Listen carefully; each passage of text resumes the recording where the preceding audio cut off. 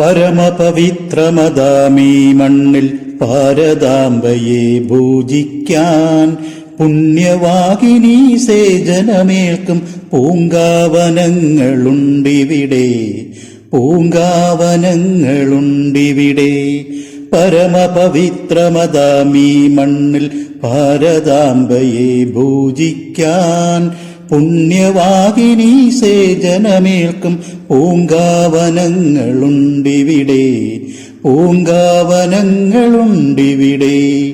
ഇലയും ഇതളും പൂവും മൊട്ടും ഇറുത്തെടുത്തർപ്പിച്ചിടാൻ.